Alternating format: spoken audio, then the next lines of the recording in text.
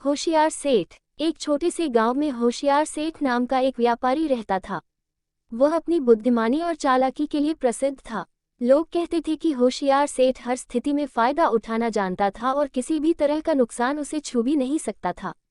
वह बहुत पैसे वाला था और अपनी चतुराई से ही उसने अपने व्यापार को दिन दूनी रात चौगुनी तरक्की करवाई थी।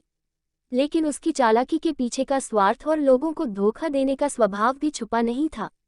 होशियार सेठ के पास गांव की एकमात्र अनाज की दुकान थी और गांव के लोग उसकी दुकान पर ही निर्भर थे। सेठ ने धीरे धीरे गांव में सभी जगह से अनाज खरीदकर अपने गोदाम में जमा कर लिया था ताकि जब भी अनाज की कमी हो लोग उससे महंगे दामों में अनाज खरीदें। उसकी चालाकी के कारण गांव के लोग अक्सर परेशान रहते थे, पर उसके आगे उनकी एक नहीं चलती थी। एक दिन गांव में अचानक अनाज की भारी कमी हो गई। बारिश भी इस बार नहीं हुई थी, जिससे खेती भी अच्छी नहीं हो पाई। लोगों के पास खाने के लिए अनाज की कमी होने लगी और सब चिंतित हो गए। उस स्थिति में होशियार सेठ का गोदाम अनाज से भरा था और उसे इस बात का पता था कि अब वह गांव वालों से मनचाहे दाम वसूल सकता है। सेठ ने दुकान के बाहर एक नोटिस लगा दिया कि अब अनाज का दाम पहले से दुगना होगा।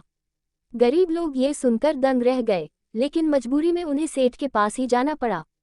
उन्होंने अनाज की भारी कीमत चुकाकर अनाज खरीदा। धीरे धीरे सेठ के लालच की हदें बढ़ने लगी।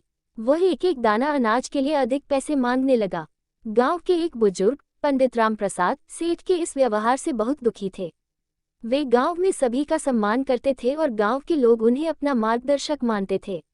उन्होंने गांव वालों को इकट्ठा किया और कहा, इस तरह सेठ के कहे अनुसार हमें हमेशा उसका फायदा नहीं उठाने देना चाहिए। हमें एक चालाक योजना बनानी होगी ताकि हम उसे उसकी ही चाल में फंसा सकें। गांव के लोगों ने रामप्रसाद की बात पर सहमति जताई और उनके बताए गए सुझावों के अनुसार योजना बनानी शुरू की। रामप्रसाद ने गांव के कुछ लोगों को इस बात के लिए तैयार किया कि वे सेठ के पास जाकर उसकी संपत्ति के बारे में बड़ा चढ़ाकर बातें करें।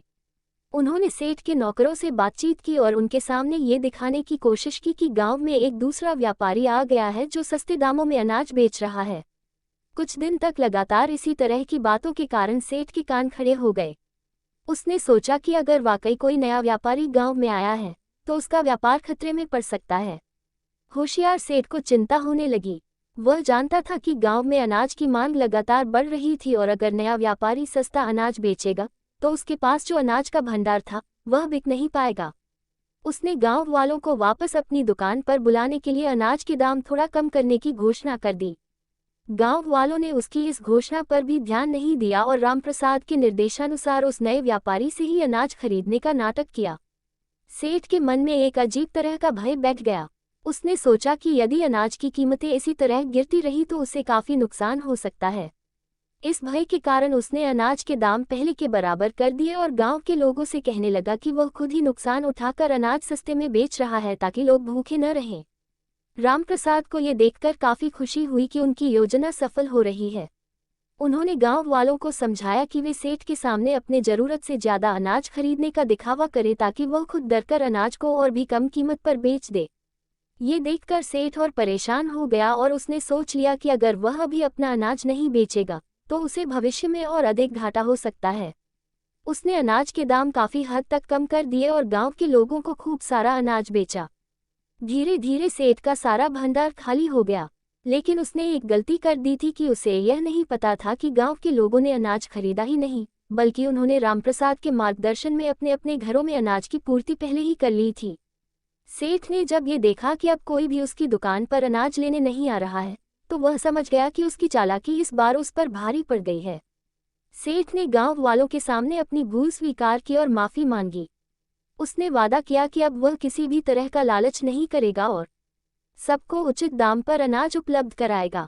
उसने रामप्रसाद से भी अपने व्यवहार के लिए माफी मांगी और उनके प्रति आभार प्रकट किया कि उन्होंने उसे समय रहते सही रास्ते पर लाने में मदद की। इसके बाद होशियार सेठ ने अपने व्यापार में ईमानदारी अपनाई और गांव के लोगों की भलाई के लिए कार्य करने लगा। लोग उसे पहले की तरह विश्वास से देखने लगे और उसका सम्मान भी करने लगे। धीरे धीरे उसकी चालाकी ने ईमानदारी का रूप ले लिया और उसका नाम होशियार सेठ से बदलकर ईमानदार सेठ पड़ गया। इस प्रकार गांव में फिर से शांति और समृद्धि लौट आए और लोग खुशी खुशी रहने लगे।